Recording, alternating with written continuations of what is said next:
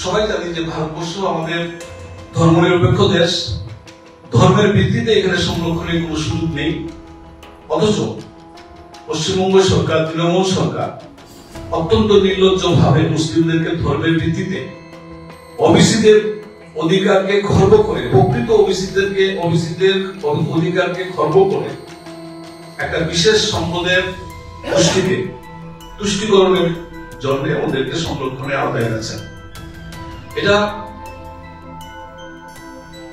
কতটুকু ভয়ঙ্কর, যেখানে বাংলাদেশ থেকে অনুপ্রবেশকারী যারা আসছেন তাদেরকে সংরক্ষণ দেওয়া আমাদের দেশের আভ্যন্তরীণ নিরাপত্তার ক্ষেত্রেও অত্যন্ত ভয়ঙ্কর একটি বিষয়।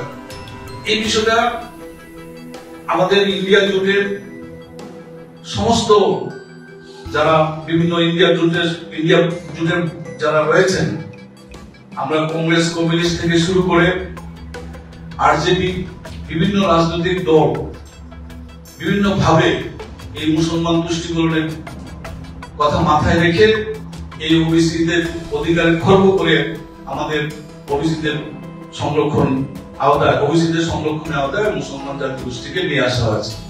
অথচ আমাদের সংবিধানে ধর্মের ভিত্তিতে তার কোনো ব্যবস্থা নেই, ধর্মের ভিত্তিতে সংরক্ষণ দেওয়ার কোনো ব্যবস্থা নেই।